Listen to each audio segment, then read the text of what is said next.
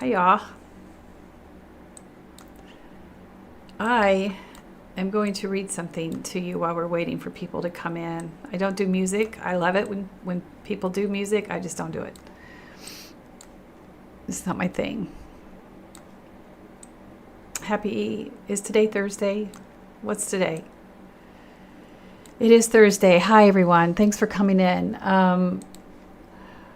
One of the things I said I was going to start doing as people were coming into the live is reading one of my latest writings. And I wrote this last week, and it's called, I'm no longer recommending any church support groups. Why trust without transparency is no longer acceptable. You can find this over on Substack if you are interested. Let me move some things around again so I can see what's happening.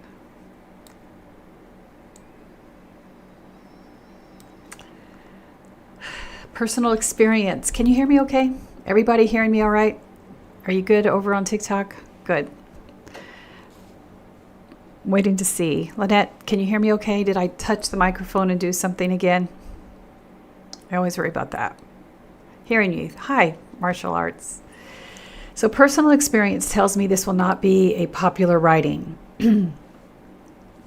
Recently, I responded to a comment from someone sharing the trauma they experienced in a Celebrate Recovery group. How many of you have heard of Celebrate Recovery? So this is a Christian-based 12-step program offering support for hurts, quote, hurts, habits, and hang-ups, end quote. Another commenter was shocked at my stating that because of stories of real harm that people had experienced from church-run support groups, I would no longer recommend church support groups. This commenter said that as a therapist who volunteers her time at one of the churches, I was uninformed and causing harm by painting such a broad brushstroke over the entirety of church-run support groups. And I doubled down in my response, sharing that a group run by certified therapists or counselors did not mean that the group should be assumed to not cause harm. I shared how many messages I've received were from people who had been victims of such groups, where the qualifications of the leaders would have led the participants to assume a safe, informed space would be provided. Sadly, that wasn't what happened. Before moving forward, I recognize that my experience is primarily anecdotal based on personal experiences, but for those of us who hold the space for those who are deconstructing, we feel their pain as they share their stories of betrayal and soul-crushing experiences when a trusted leader uses manipulative tactics, harmful beliefs, and fear that minimizes their pain and silences their voices. Anecdotal or not, I've been in this space for over a decade now, long enough for me to feel comfortable with my decision to no longer refer church-based support groups of any kind until there is a mechanism to prove they are safely operated by qualified leaders. For years, how did I arrive at this decision? For years, I believed that support groups could be a lifeline for those in pain. I've seen lives transformed through community and shared struggles. I've heard stories about lives changed, and I'm going to turn off my space heater. And I've been inspired by effective and compassionate leaders who hold the space safely and gently and created a true space for healing. But I've also seen lives shattered by the misuse of spiritual power in spaces meant for healing. After countless stories from those re-traumatized in faith-based recovery programs and my own painful experience inside one, I can no longer recommend any church-affiliated support group. I'm done. Some will say that this is a rejection of their faith, but it isn't. It is a boundary. People enter recovery or trauma healing in their most fragile state. They are often desperate for connection and hope. Churches know this, and many step in with best intentions, but sometimes intention does not equal qualification. What I've noticed far too often is that the person leading the group has no formal training in trauma-informed care, addiction recovery, or psychological safety. Some carry their own unresolved wounds or use theology to justify control. Others weave politics and culture war ideology into spaces meant for sobriety or healing. And the result, shame disguised as guidance and people leaving more broken than when they arrived. I've been a victim of a leader in Celebrate Recovery who verbally assaulted me when I entered a room where a group was being held. There was no sign on the door and no information in the church calendar indicating the room was being used that night. I immediately recognized that a meeting was happening, apologized, and then left with the couple who had stopped by to learn more about our church. So I was just giving them a tour. There was nothing that said that there was anything going on in that room. My quick exit and apology weren't enough for this leader. He jumped out of his seat and began yelling at me, insulting my integrity, my character, and implying that I had intentionally violated the confidentiality of this group, none of which was true. I was stunned into silence, escorted the couple back to the exit, thanked them for their visit, and went to my car and cried. Needless to say, that couple never returned to our church. I was then reprimanded for having a spirit of offense. How many of you have ever heard spirit of offense? For expecting this person to be held accountable for his treatment of me. Equally troubling was that the church leaders insisted that all leaders in that church attend 12 weeks of Celebrate Recovery, regardless of our experiences with addiction disease or traumatic experiences. So I not only saw firsthand how ill-equipped the leaders of this church's Celebrate Recovery was, I recognized how this support group was being used to perpetuate a narrative that brokenness could only be solved by complete submission to Jesus. In this church, that meant a commitment to the church through your unpaid labor and tithes. What was very clear was that the only requirement to be a facilitator in this church's Celebrate Recovery group was a blind loyalty to the bidding of the church leaders. Qualifications beyond that were irrelevant, and the harm they caused was often traumatic, with many people needing additional therapy to address that harm. Over the years, I've heard stories from Celebrate Recovery and other faith-based support group victims that they were told that, quote, bitterness blocks your blessings, end quote, or that, quote, God allowed your trauma so you could help others, end quote. Those are so triggering, and I'm sorry if somebody's triggered right now. That sobriety is impossible without submitting to Jesus or obeying male authority. Even more disturbing are the stories from the gay and lesbian community where they were told things like they are only confused about their gender or sexual identity because they had to have been abused as children, and if they can't remember it happening, then they simply blocked it out, or God has blocked it out for them. These are true stories. That isn't healing. That is spiritual abuse. And your, quote, official Celebrate Recovery badge doesn't absolve you from accountability. The illusion of accountability. One of the most dangerous myths surrounding church support groups is that the church itself is a safeguard, and it isn't. In most congregations, there is no standardized training, oversight, or psychological screening for those leading recovery groups. Pastors are rarely licensed clinicians. So anybody who's doing Bible-based counseling and they're not a licensed therapist, if you hear Bible-based counseling, you should run. And volunteers are often chosen for availability rather than expertise. This leaves participants assuming the system has vetted its leaders when in reality they have not. That assumption of safety is what I'm challenging here. The burden of proving trustworthiness should not fall on the person who is seeking help. It belongs to the person and the institution offering it. So what the data shows, okay, this is a little dry, but it's important. Because it's hard to find data on this. A 2024 analysis published in Drug and Alcohol Dependence examined Celebrate Recovery, or CR as it's often called. This has become the largest church-based recovery program in the United States. And while CR is growing rapidly and has touched millions of lives, researchers found that there is little empirical evidence supporting its effectiveness or safety, and that its participants tend to be earlier in recovery and more dependent on other faith-based programs.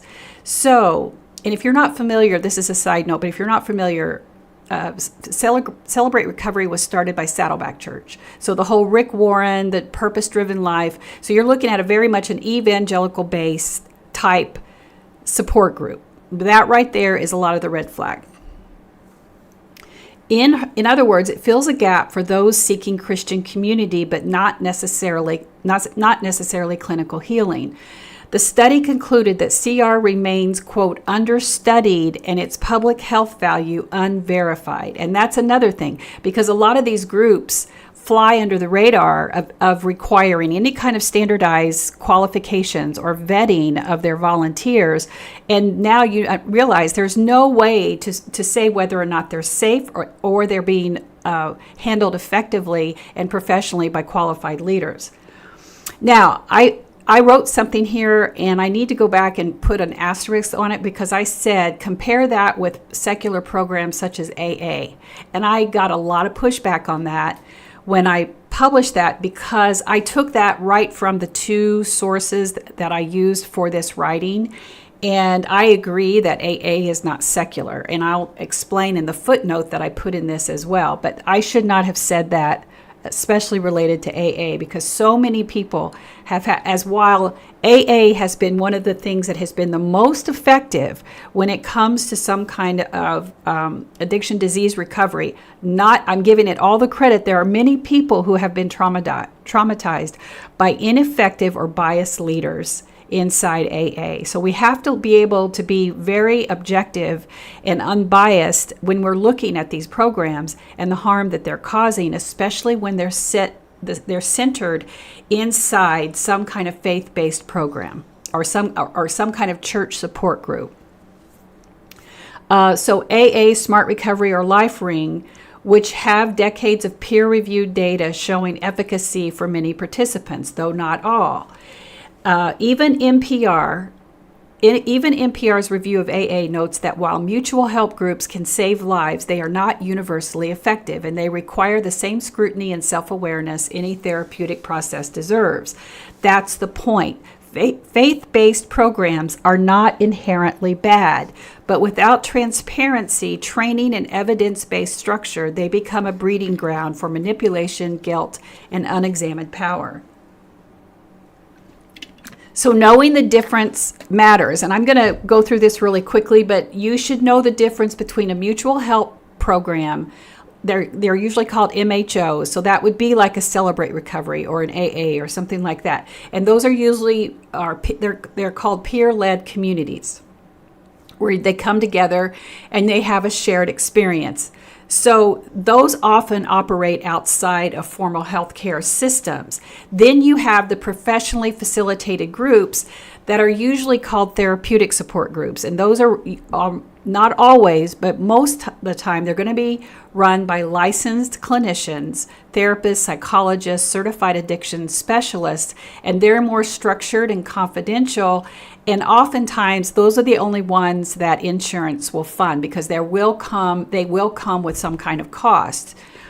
But the challenge, like I said before, is accessibility. If you can't afford anything else but an MHO or a mutual help organization, which is set up more like a peer-led community, and again, in and of itself, those can be effective, but the accountability part is still missing. So it's the professionally facilitated groups that are usually funded through insurance or private payment organizations. So you have this barrier created of people who can only access if you are insured, versus the vast majority of Americans who can't afford it, who are uninsured and need that kind of help, often will have no choice but to rely on the mutual help organizations or the peer-led communities. And again, they can be effective, but they have no transparency, they have no accountability, and there's no way to know how they are vetting and training their instructors. And that's where harm often slips through the cracks. A well-intentioned church volunteer can easily become a spiritual authority figure in a room full of vulnerable people, wielding theology in place of training. And while that lack of qualification is alarming, even within professional settings, harm can still occur. Credentials don't guarantee empathy, ethics, or emotional maturity. Power, whether religious or professional, can be misused anywhere accountability is weak. That's why the solution isn't to abandon group healing altogether. It's to demand transparency and trauma-informed standards in every environment that claims to help people heal. So I'm asking for a new standard for trust. I'm not suggesting that people abandon the peer-led communities or the mutual help organizations. I'm saying we must stop pretending that faith equals qualification.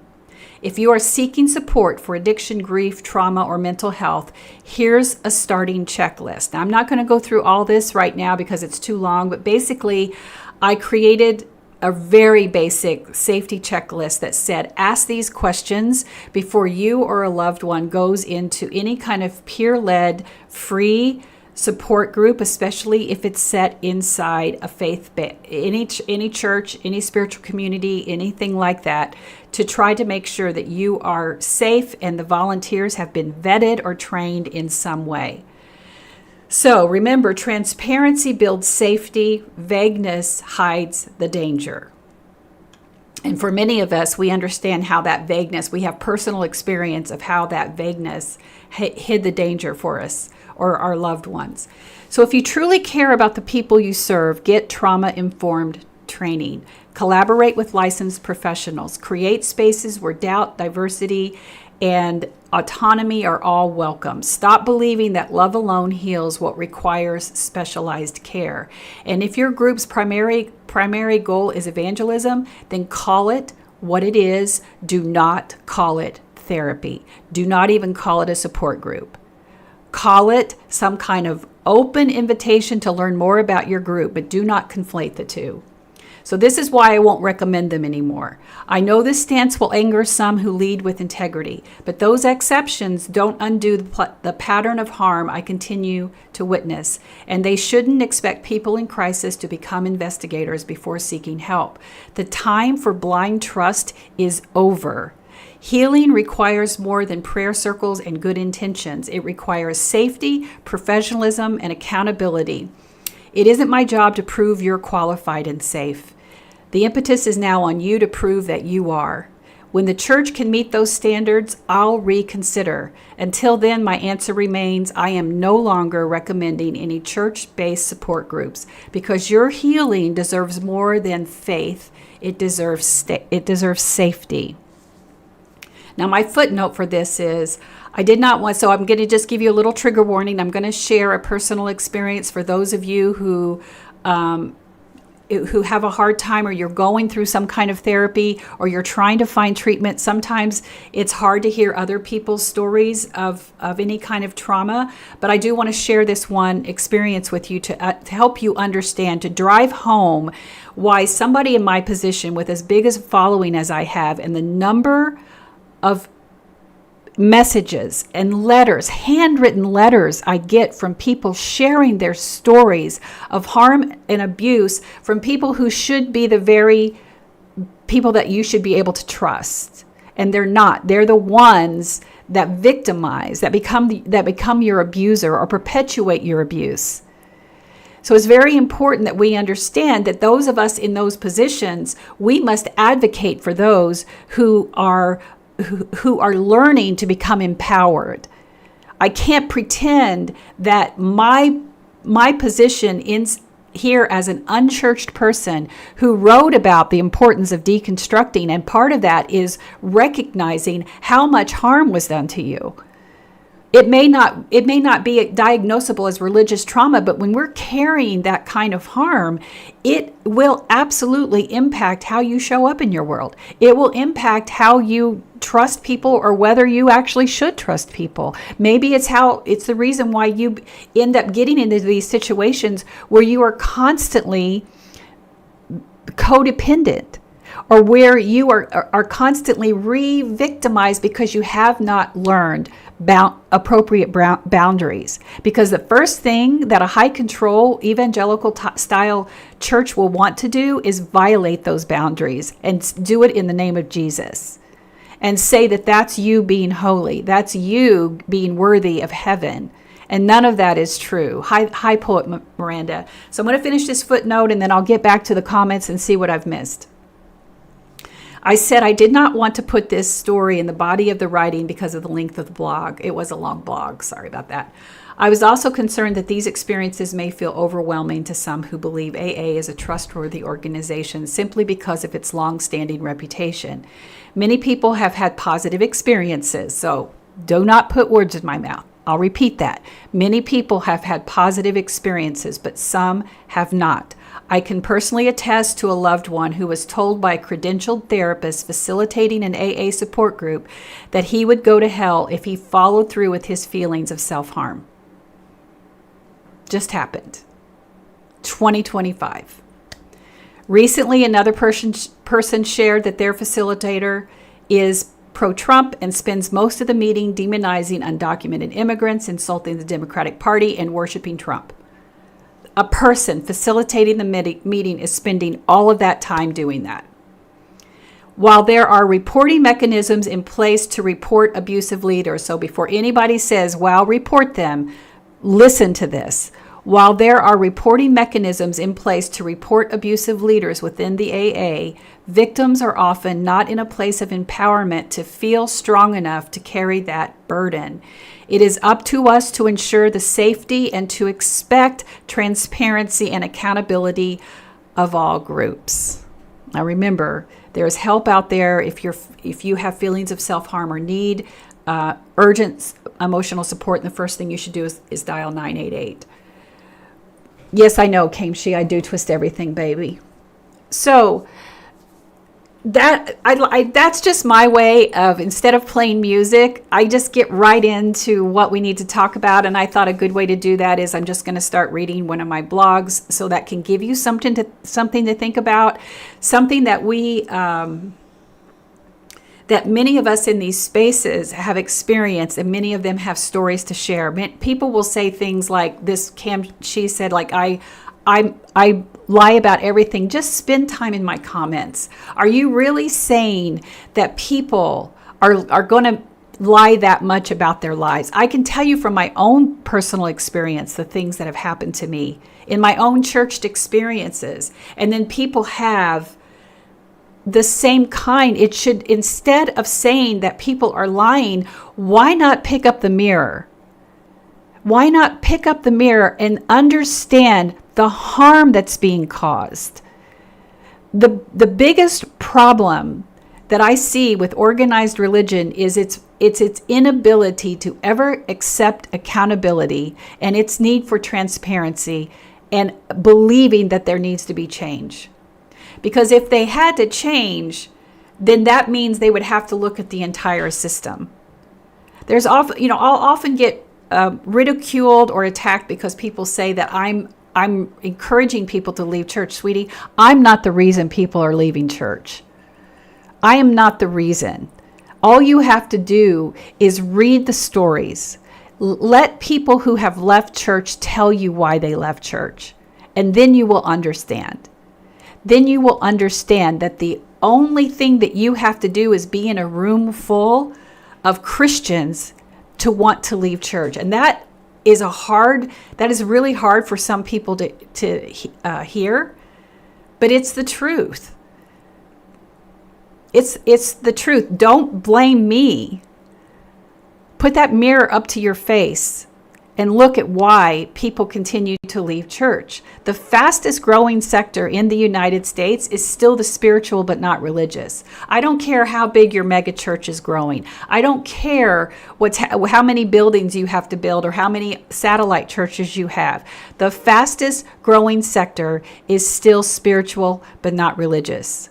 And the one thing that's not studied very often when it comes to church growth is how many small churches are dying, because all mega churches are doing is picking up people that are attracted to the shiny little objects that mega churches can provide, whether it's ridiculous amounts of childcare and all the pizza nights that you can have for the kids and the rock band on stage, all the things that people want in their lives that they can't afford to do, the church provides for them. So they're doing it at the cost of the small church down the street.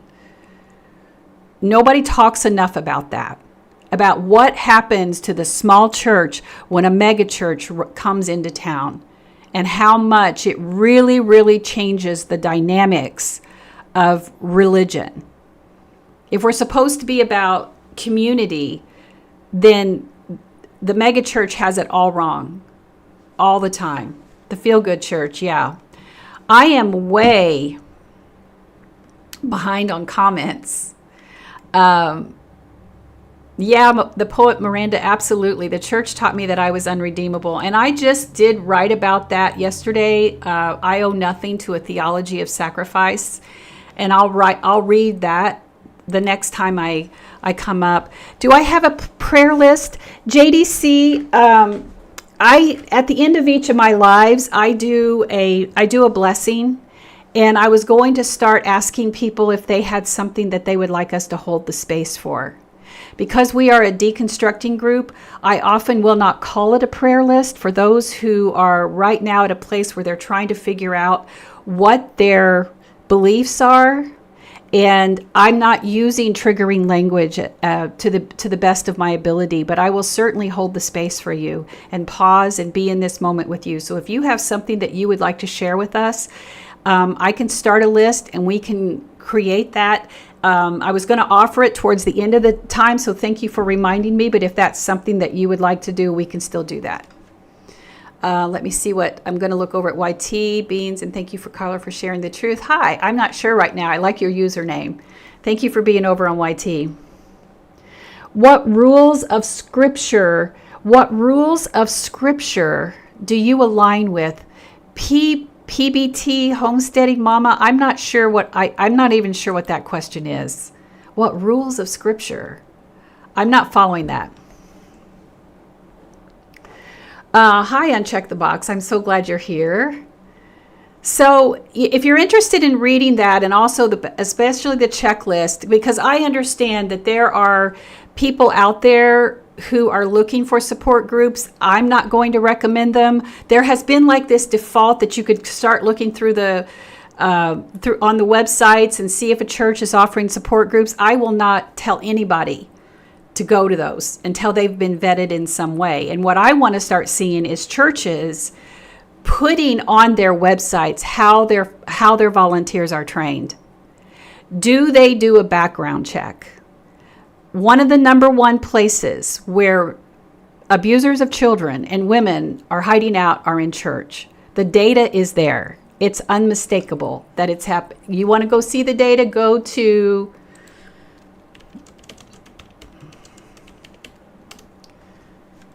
whoismakingnews.com. Whoismakingnews.com. This was a database that was run for several years by an attorney, where she showed that over a 3-year period, by far, the new crimes that were committed against women and children were from people who had some kind of affiliation with the church.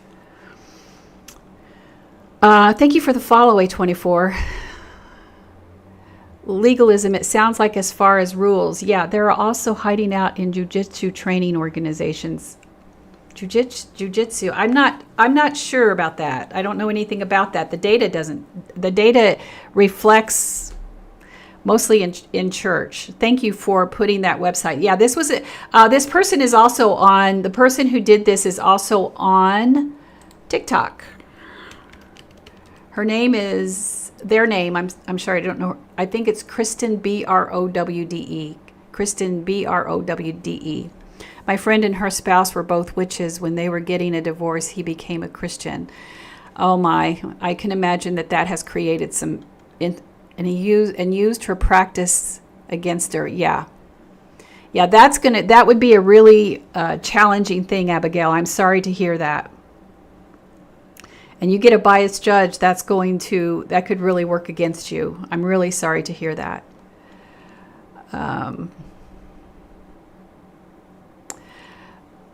Did Liz what? Remember Reverend Ike? Oh, okay, sorry. I thought you called me something else. I'm sorry.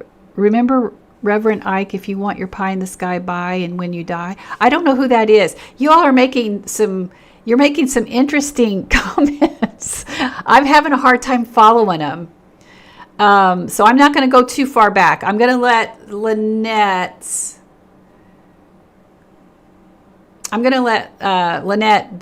give me some questions if I missed them. Abigail says he was given the upper hand. He was given the children too. Yeah.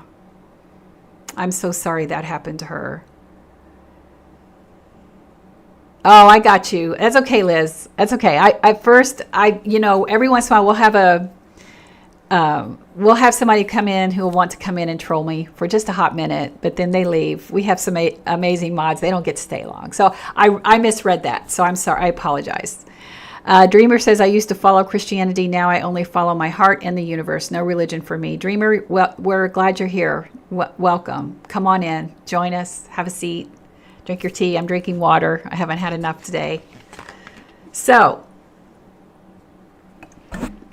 back to my blog. That is why I'm no longer recommending any church support groups. Who is this? I gotta see who this is. Somebody's asking for. Oh, it's gone. You left. I'm not going to recommend them.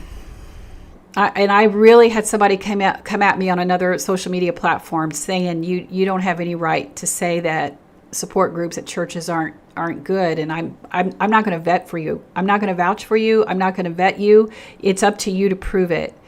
I think if we start creating pressure on especially faith-based organizations who are putting out to the world that they are qualified to hold some kind of support group where people are at their most vulnerable, especially when you look at grief, grief, trauma, any kind of disease of addiction, whatever it is, you are meeting people at their most vulnerable.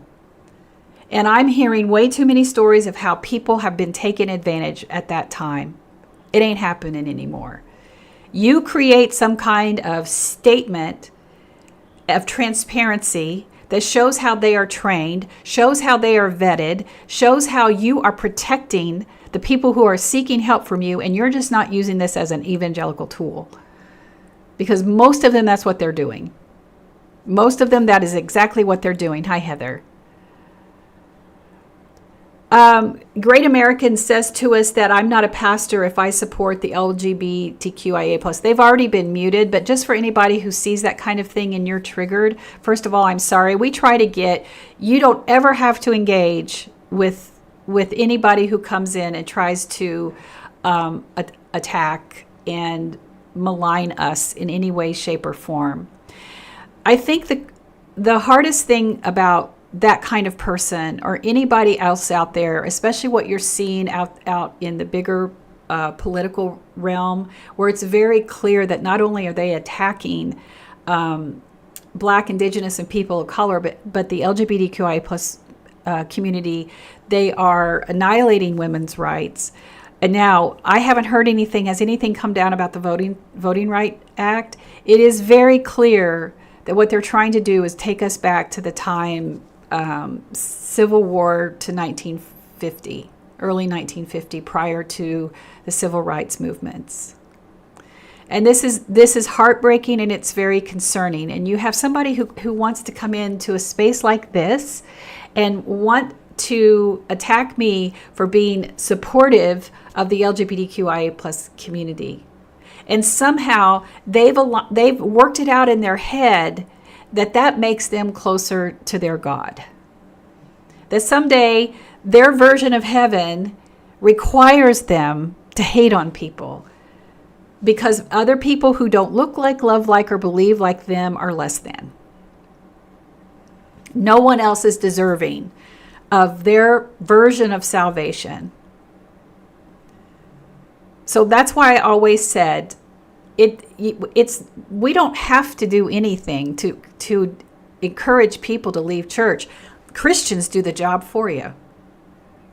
Christians just do the job for you. Yeah, Kiki, they are inside. Mom, this is my life. I'll do whatever I want. User said, why don't you lie, cheat, and steal? Because I'm a good person. And just because I may not be the kind of spiritual person you are that is tied to a literal translation of Scripture doesn't mean that people don't have morals. I can tell you right now that unchurched and untethered from my Christian heritage, I am a kinder person than I was when I was in church. So just miss me with all that. And the crazy thing, we got to talk about this. We got to talk about this whole lie stealing thing. Because every other thing that is right now that's coming out of Mike Johnson's mouth is a lie. Mike Pence had no problem with lying. There are videos out there of him talking about what it means to have freedom from religion, and him mocking people who think that that means separation of church and state. So he conflates this to say that what it means that as a Christian nation, Christians deserve priority. That's spiritual manipulation. Now, those two men are held up as really spiritual people. That they are the ones that we want to, that people look to and admire. And they are lying through their teeth. There's every other word that comes out of Caroline Levitt's mouth is a complete lie. She prays before she goes on camera. She prays. She wears crosses so bright and so big that they blind the cameraman. And she lies through her teeth. And do you know why this side of Christianity has no problem with this? It's because of conflation of Scripture, where they believe that because the unsaved aren't going to be part of heaven, part of the rapture, that we're part of the fallen, that means you could say or do anything that you have to do to hasten the kingdom of heaven. They believe that Scripture justifies that you can do anything. It's part of the dominionism theology. It's all part of so you'll never get them to stop lying. Micah Beckwith, the lieutenant governor right here in the state of Indiana, caught WTHR, one of the local Indianapolis stations, just won an award for investigative journalism to prove him wrong about what he was saying about undocumented immigrants in the state of Indiana. And he looked right at that camera and kept lying. And then doubled down when they proved him wrong, when they showed he was lying. But to create this narrative of hatred and bigotry, and they use it with the Bible in their hand and don't miss a minute of sleep. And then you have somebody coming in here and saying, why don't you lie and steal? I'll tell you why I don't lie and steal. I'm not aligned with your theology. I don't want to be like you. I believe that my legacy is better off out here trying to be the goddess of kindness and warrior of justice, that my ordination vows meant something to me when I said it. And that means speaking out against you and holding the space for those who have been harmed by such toxic theology. So when you think about the dangers of certain types of theology, understand what dominionism is. Understand what the 7 Mountain Mandate is. Understand that they absolutely believe that their version of Christianity gives them the right not only to have influence, but to run. What are they? Business, education, the family, media, religion. What else? There's like 2 more. Everything, every sphere in the public sector, they believe they should control. That's what the 7 Mountain Mandate is, and it is rooted in dominionism. And that means they can look you straight in the eye and lie to you. When Mike Johnson gets up there and says that he's not the reason that things aren't getting voted on, and he doesn't have a problem with sleeping at night. When Caroline Leavitt gets up there and says the horrific things that she says about people, about other human beings, and then Trump talks about her lips being like a machine. What was that? That was just so disgusting. Yes, Millennial Heretic, the 7 Mountain Mandate, Project 2025 and Project Esther, it's all there. So you think about them coming here and saying that kind of thing because we don't believe like them. For some of you, you don't look like them, you don't love like them, and they believe that everyone will just be annihilated when the kingdom of heaven is restored on earth. That's what they believe. So they can do whatever. Dreamer, I think so. I think so too. Yeah, I've heard, Heather, I've heard the politicians in the UK are getting just as bad. Why is power so important anyway? Why can't we just be a community? Because of Christian nationalism. They want to control all the spheres of our community. They want to annihilate all of it. And Trump is their leader. This has been in the works for decades. This has been a plan since the 50s. Because of theology. They want this because of theology. Theology believes that you have to have these things in place for the rapture to happen and Jesus to return. They believe that this is all going to happen and Armageddon is real. And that's the reason why I don't think I can say this right now, but because I always get a warning, but that's what's happening in the Middle East. That's why they support it all. Abigail, they will not welcome all Christians by far, 100%. They don't have any problems with distancing themselves from other denominations. They basically think they're the only ones that are going to make it to heaven. Dreamer says they want the end of the human race. They believe it's going to happen. They believe that what they believe in is that the rapture will happen right before. If you ever read the book of Revelation, they read it in a way that it's called apocalyptic literature.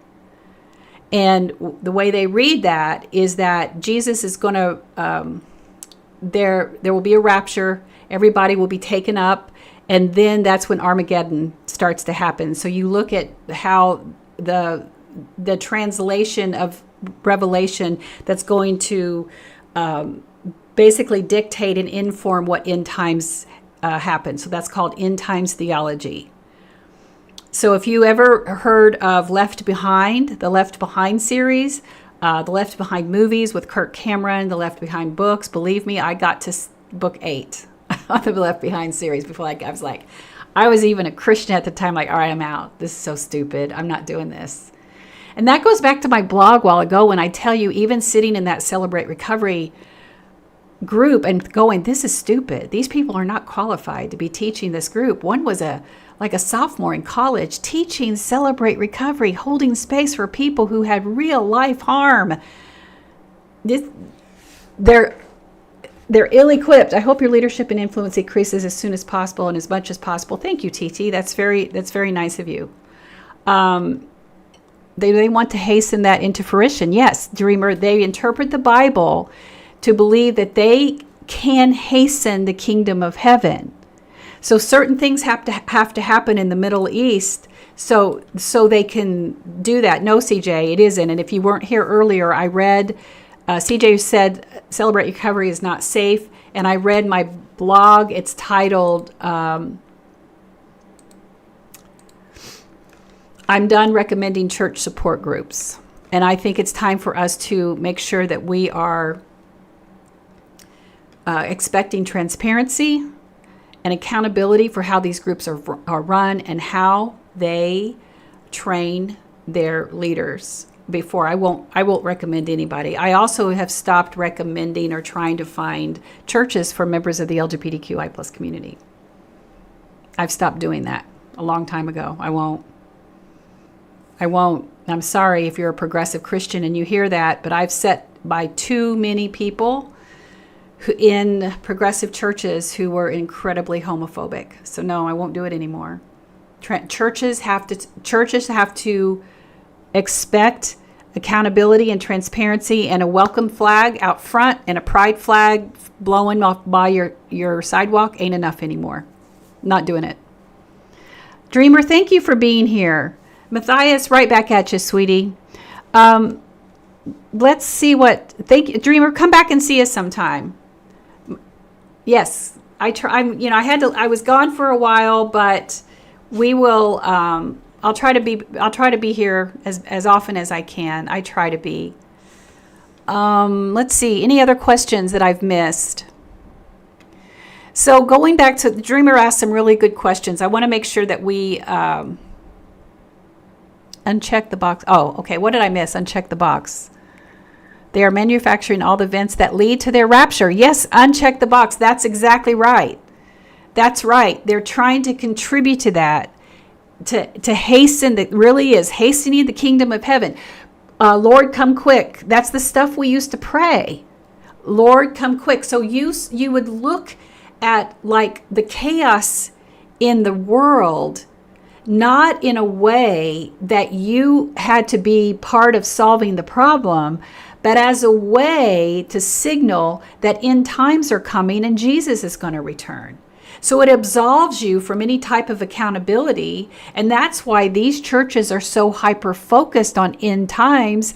And you want to keep the eyes of the obedient away from human suffering, because that's competition. So when CK used to get up and say that empathy is a sin, and someone else just wrote a book that empathy is toxic, this is why. It's competition. Compassion is competition to the high control side of Christianity. And when you start to see how insidious it is, you can't unknow this stuff. So especially for those of us who thought, well, Jesus is the way, truth, and the life, and I was always taught this, and then you start to back up and look at things and start to deconstruct from it, your whole foundation crumbles. All of a sudden you realize not only were you a part of the problem, you were complicit in it, because you believed these things. You believed that Jesus' return would solve all the problem. When in reality, if we're here on earth, we have responsibility to ease the suffering of others, especially if our existence is contributing to it. That's why most of us out here who really know what's going on aren't celebrating whatever they're calling this peace in the Middle East. There's so many layers of suffering and questions that aren't being answered. And when your own president posts an AI generated video of a gold statue in the middle of a reimagined Gaza, this is sick. But this is all tied to theology. This is all tied to theology. So whether the actual leaders believe it or not, who they are holding feet to the fire, which is the obedient, the people who pay the tithes, the people who they convince to pay the tithes to even before you get groceries, before you pay your light bill. I know people who did that, who would get a loan to make their mortgage before they gave up their money to give the church. And the churches teach that. It's insidious.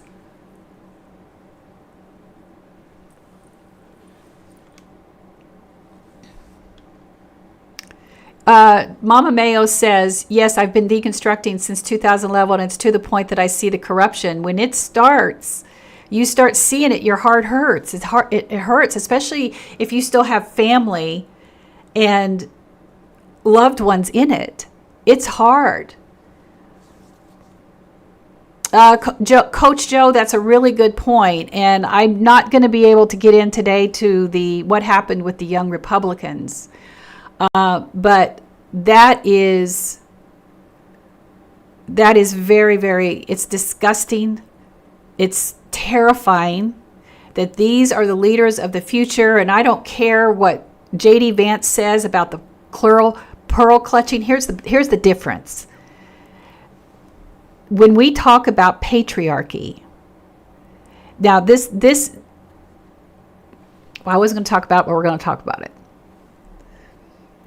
Patriarchy protects the powerful and the corrupt. And our system is flawed in it as much as right now it's the only system we have. So I don't believe we can try to work outside of it. I'm not an annihilist.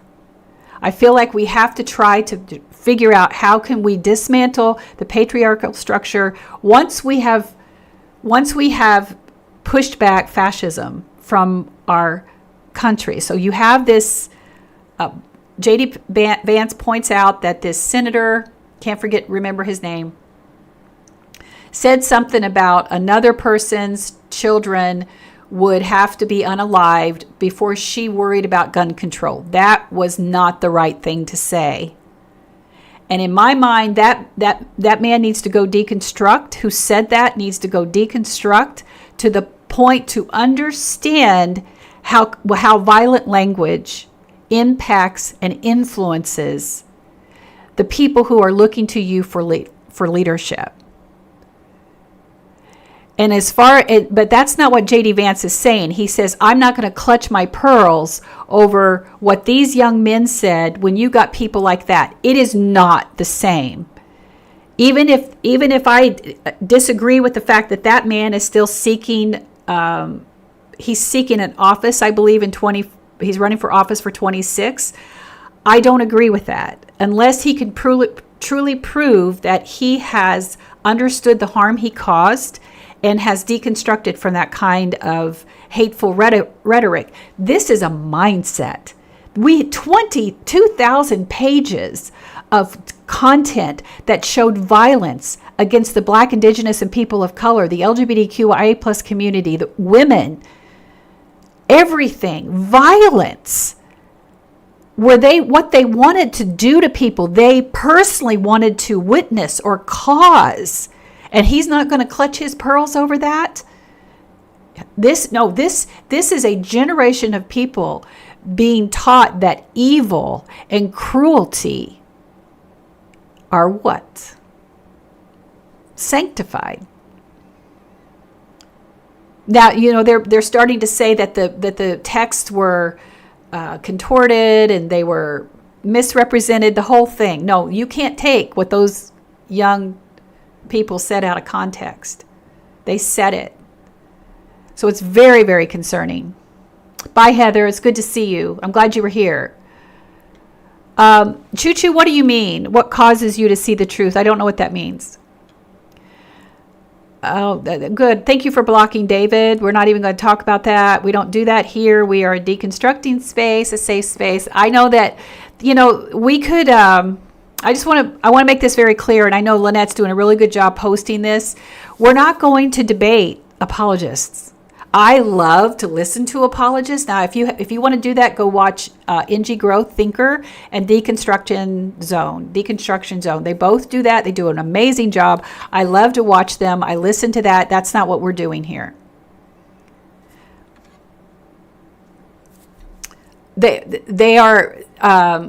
that's not what we do here, because I know so many people here who are deconstructing, and they're deconstructing, and a lot of times that leaves you with a lot of feelings that you're just trying to unpack and unlearn. So when people come in and say silly things, let the mods take care of it. We have amazing mods who are taking care of it. Nobody, you are absolutely right. I apologize for calling them young people. They are adults. I think for me, the thing I was trying to say there is, at their age and knowing how long they're going to be influential when they're called the young Republicans, how long they could be in power. They were at the Republican National Convention. They've been endorsed. They have proximity to some of the people who are in Congress and in the White House. I think that's what I was trying to say. Yes, it's me. Hi, user 37. Can you extend love and support for Palestinian? Yes, I do talk about it. To the extent I can't do much of that here. I talk more about that on other social media platforms and write about it. But yes, I absolutely do. Free Palestine. Which Jebus, though? What did I miss? Oh, Jesus is the truth and life.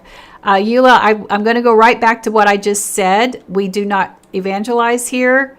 This is a deconstructing safe space. And for people who are deconstructing, that is sometimes the absolute most harmful thing you can do, is come in and start evangelizing.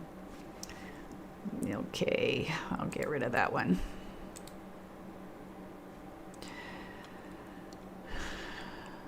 I don't, TT, what does that mean? I've been feeling religious aggressiveness for years. That's an interesting comment. I'd like to know a little bit more about it. So tell me what you mean. Queer Boy says, deconstruction is a fun process when you have a community share in the dialogue. Thank you. I'm glad you're here. I'm glad you're here, and know that I'm also going to be offering something else a little bit deeper using my book for deconstructing on Substack.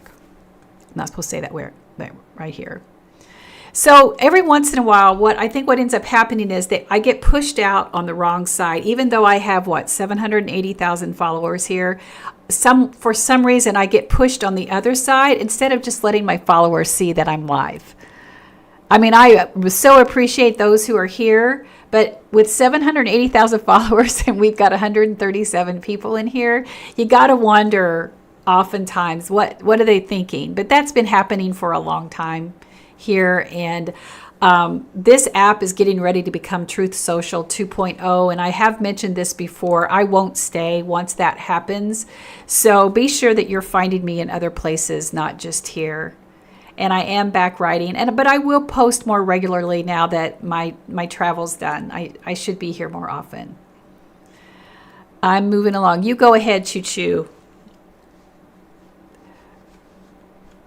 Yes, exactly, our Eagle. Exactly, 100%.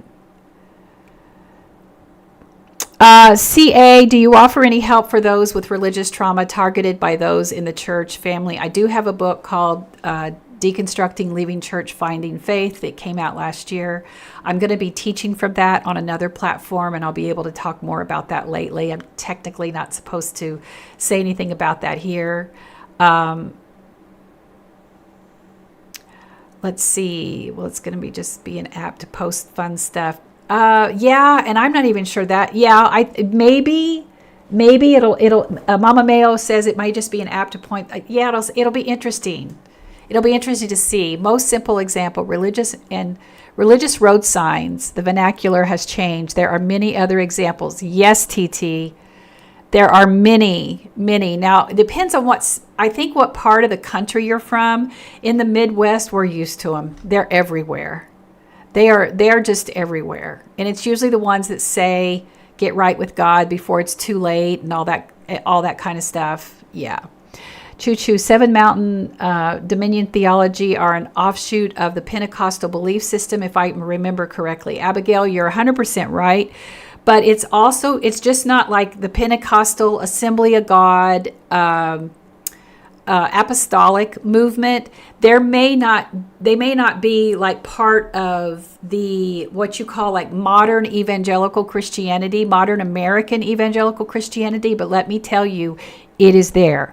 They have started hiding their connection to Pentecostal Assembly of God apostolic because of the negative feedback that they've gotten from that, but they very much are. So you have, and your best example of that is, who knows Hillsong Church? Yes, Abigail, it is a religious extreme. And thank you for the follow, Sandy. Who knows Hillsong Church?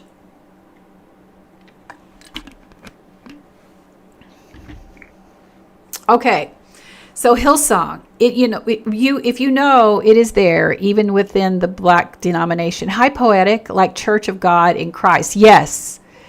So, you saw the documentary, so you know where I'm going. All right. So Hillsong Church really came out, I believe, in the 80s. But Brian Houston and his father is the one who really started the church. And it really became popularized and global with Bobby and Brian Houston, and also the Hillsong worship band. So they created a model for modern evangelical Christianity that a lot of these mega churches follow. And so what the order of, not only the order of service, but how you hide all of your past and your toxic theology, because I guarantee you, and I could say a lot more than what I'm going to. Churches change their names for a reason. Churches change their names for a reason. And then they rebrand themselves. So you go look at Hillsong, go watch the 3-part documentary and see why they rebranded. Number one, but they came from the apostolic movement, speaking in tongues, faith healing, prosperity gospel, all of that. All of that is part of their foundation, but they hide it behind the rock band, and their music exploded worldwide. They were very much really a mainstay when it came to Christian contemporary music. So you go look at most of those churches have some form, either Southern Baptist or Apostolic Pentecostal theology. So just because they put a rock band on stage and a pastor in jeans does not mean they're going to officiate a wedding for your gay nephew. They're not going to do it. They are hiding the toxic theology right behind the smoke machine on stage. And this is why transparency is so important. And I will no longer recommend any church for a member of the LGBTQI plus community. I will not recommend a support group, because the conversations have to change, and the accountability and transparency that we expect from churches has to be on their end. I should not assume that they are safe. That's been the default for years. It's a church. They're safe. Not anymore. Hi, Dob Views over on YT. I see you there. I'm so glad you're there.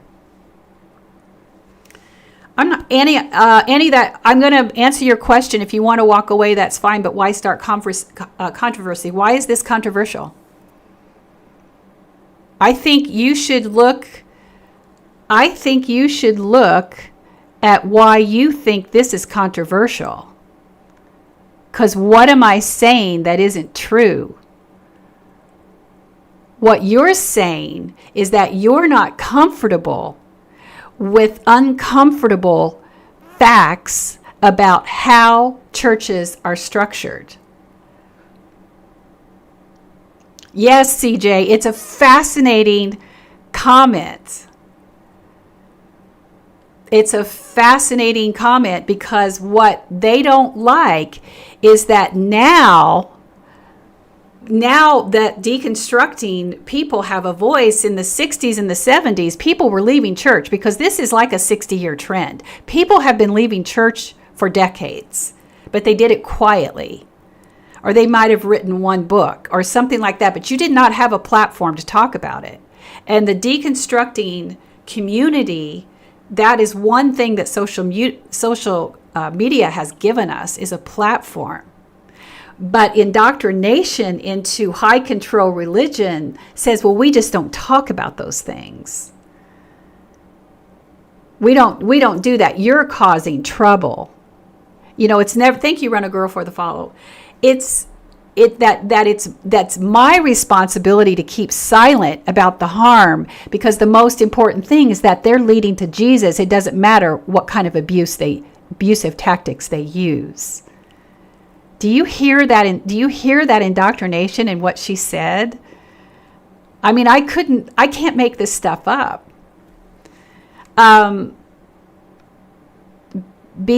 Banana says, that is so hard for me, as I grew up a preacher's kid and felt safest within church. Now you see it. And once you see it, oh, yeah. JJK says, literally lived it. It's so true. Yeah. I mean, go look at my comments. I have, and if you're in here, whoever you are, if you're in here, I want you to know I have your letter. I have your letter. I have your multi-page, handwritten, single-space letter that I just haven't been grounded enough to sit with.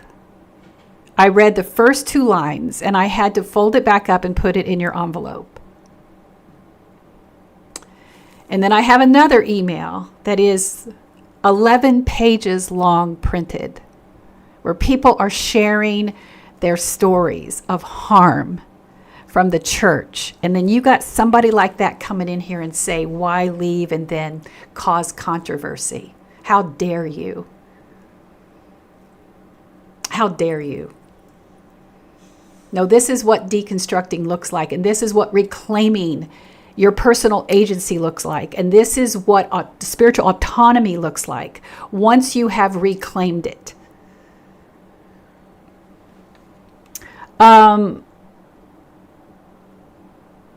Abigail, that's a really good point. I saw a comment I want to get back to. Ruck says, I was in the Salvation Army, so pretty culty, but yeah, generally unsafe. Yeah, I've heard a lot of stuff there as well. We could go down that rabbit hole. DIHM. Rev, I feel lost without the faith I used to have. The church and Christians caused me to leave. Yeah. What does one do to rebuild faith? First, I just want to pause here with you for just a minute, because I feel your courage in, first of all, making this comment, and I also feel your grief. And I'm getting ready to write something that talks about how important it is to grieve the life you didn't have. I never thought I'd leave church. I only saw myself as serving, and I did. I worked hard. We gave a lot of money, and I worked hard. I was sometimes there 7 days a week, all unpaid, because I thought that my proximity to not only my goodness in this world, but my salvation was contingent upon the work that I continue to do. And I lost all of that. And the first time I walked out of church, I believed I was going to hell. I still had a belief that God was angry for me because I was no longer obedient to that faith. But I want to say something that I hope will help in just this moment. The reason I regret it, but I can explain it here because you're here in this moment. I named my book Deconstructing, Leaving Church, Finding Faith. And I realized that for so many of us who deconstructed, that word faith is now reimagined for me. It's not the faith that I left behind, because I untethered from my Christian heritage as well. My deconstructing is not done. Even after decades, my deconstructing is not done. But whatever this, who or what we believe about Jesus, and what we believe about who or what God is, and what creation is, and what the universe is, and what our place is in it, anything that is human-made or written by humans has come to be weaponized to serve a purpose that only serves those in power. So they may have started as something that really was going to be sacred and holy, but they became tainted. But faith can become still a beacon of hope. faith can be something that you're searching for, that you may never completely find the answers to, but it can become your spiritual practice. Spirituality untethered from church is much more expansive and will give you the opportunity to sit with the questions, especially if you came from a place where everything was black and white. Everything was told to you that it was the God honest truth. The Bible is infallible, when we know it isn't. It's filled with mistakes. It's filled with hypocrisies. It's filled with so many words that were accredited to Jesus that never left his mouth. And sometimes that can really rock your world until you realize it doesn't have to change anything. Yeah, there are people who deconstruct and turn right around and go back to church. And there's those of us who stay out here and say, I don't believe any of this anymore, and I'm going to move on to become an atheist, or some say they're agnostic, where they want to question things, but they don't want to be tied to a religion. And some of us who want to just say that we're spiritual wanderers. And that's going to be okay for me. And I may be lonely here, but at least I have agency and control over my mind and my spirituality. Because spirituality becomes less of a weapon when we realize that we should have never given it away anyway. It was never necessary for us to tie to a faith that required us to believe 100% what they were spoon feeding us from the pulpit. It should have never been that. The purest form of religion should encourage you to question. And if that means that you have to leave for a season or forever, they should encourage you to do that. Because every one of our journeys and each one of our paths is different. And it doesn't make one better than the other. It's just different. But when you put it together at this big table of humanity, then we can not only live harmoniously, but respect one another. And then understand that when we're hyper-focused on salvation and we take our eyes off of the suffering that's on this world, we actually lose bits of ourselves. Not just our humanity, but our spirituality. Because now I'm at a place where the legacy that I'm hoping to leave is that I leave this earth a little better because I was in it. And that is what spirituality is for me. Because I don't know what heaven looks like anymore. Do I still have a hope that there's something beyond here? I do, but I no longer try to guess what it is, because I was taught for so many years that only a certain person was going to get there. And if they didn't look like and love like and believe as my church did, then that was out. Well, I just realized that's the whole part of the world. And depending on what part of the world you were born in, that determined what your belief in salvation was. That's not right. It's not right. And that is so much to unpack, especially in a live setting where you're asking questions about your faith. But just for today, may it be enough to know that all of us are here and have asked that same question. When I first realized that I lost my proverbial Santa Claus in Jesus, that everything I had been taught to keep me beholden to one type of Christianity, I literally was on the floor crying. Listening to Hillsong music, I was on the floor crying, because it's not something you can unknow. You can't put it back and say you can't see it anymore. It's what you know now. And it may hurt, but when you get through there, and on the other side of that, you find people and places like this, and you'll start to find people in your community. And you also start to reimagine what community will be. You're going to see that you'll be okay. You're not only going to be okay, you're going to be better for letting go of beliefs that were no longer serving your highest good. I hope that for you. I want that for you. But sometimes you have to trust the journey. The hardest thing to do is to believe that the spiritual wilderness will be exactly what you need. Because a lot of the deconstructing is lonely. It is. Because you get to sit with yourself and discover who you are. Not what the church says you are. Not what the Bible says you have to believe based on what the church taught you. But who you are. And I want that for you. I hope you're still here. I went down a really long rabbit hole. That's what I realized when I found my spirituality. Claudia, thank you so much for sharing that with me. Gal Sal is asking me, do you still identify with a particular tradition? I don't. I'm spiritual but not religious. I do have some practices that I use, and a lot of the Appalachian roots of my heritage.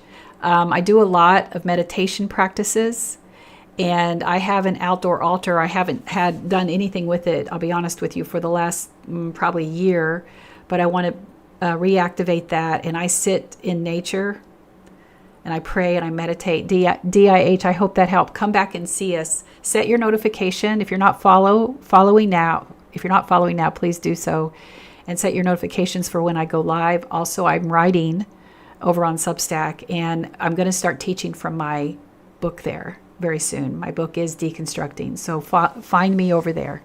We're going to be doing a lot of good things there. TT says these words are so restorative. Thank you. I don't know what I said, so I hope that helps. I can't help but hear the church when things go bad saying it's because you're not faithful. Trauma. Oh, DIH. Yeah, it sounds like you might have been in a church where active redemption, prosperity gospel, those kinds of things happen in your life because your faith was weak. Those kinds of things, those are hard to deconstruct from. Give yourself time. Give yourself grace. You'll get there. Okay, it's far worse than when I got here. Ted, I don't know what that is. Ted, I don't know what you mean. Your heart is beautiful. Gotta go. Stay safe. Thank you, CA. I appreciate you being here. Abigail, I stopped looking for another system to replace Christianity. I do my own thing, unapologetic. There you go. Thank you. Thank you for talking about these things so openly. Tess, thank you for your encouraging words. I think it's important that we have these talks. TT, come back and see us sometime. I think it's important that we have these talks, and as much as we can continue to have this space here, let's try to use it to the good. Over on YT, Dobview says if they want people in the pews when they need to be inclusive and follow their book, Jesus commanded all to love thy neighbor. There were no exemptions in that verse. That's true. Very much so. All right, I'm going to start wrapping this up. I will definitely try to be back tomorrow. I wish I could tell you a time. My life is such that that's not something I can do. If I'm here, that means things are going. Do you have any affiliations with the Spiritual Life Center in Sacramento? You look familiar. No, I've never been there. Mallow. B-Town Biddy, thank you for being here. Spock said, how did the Christianity I was raised in stray so far from the teachings of the Christ? Spock, that's an interesting conversation. Were you raised progressive? I'm going to look for my closing, and then we're going to. Is everybody good if we do our closing? So ELCS, is that Lutheran? So they're more progressive, right? Is ELCA? Yes, yeah, they're more progressive. I always forget which one's not and which one is it. Well, some of my videos ended up on the wrong side of Lutheran. And somebody sent me screenshots of what they were saying about me in there. Oh my gosh. They just need to settle down. Who would like to have a blessing before we end the day? We've done this before. I'm going to do it again if that's something you feel is helpful. Here you go, Edna. This is for you. And lady, as we wrap up today, remember that deconstructing isn't just about leaving behind what no longer serves you. It's about the brave work of untangling your mind from what you were taught so you can live into your truest self. Every time you question, every time you choose compassion over fear, you are becoming part of the healing this world so desperately needs. Change doesn't only happen in big moments. It happens in the daily choices of ordinary people committed to living with courage and integrity. And now, a blessing for the road. May you carry peace into the places of chaos. May you carry courage into the places of fear. May you carry love into the places that feel forgotten. And may you have the strength to become the advocate you are preparing yourself to be, lending your voice and your resources wherever you can. Go gently, go boldly, and know that you are not alone. And beautiful souls, don't give up hope. We didn't talk a lot about politics today, but I think all of us needed a break. We know what's happening in the world, and we know what's happening in America, but we cannot give up hope. Remember, one person can make a change. We've talked about that so many times, and I believe it. One person can make the change, and you are the spark that's going to be the change for something significant in someone else's life. So don't give up hope. Don't ever give up hope. Much love to you all. I will certainly try to be here tomorrow, if not soon. Bye for now.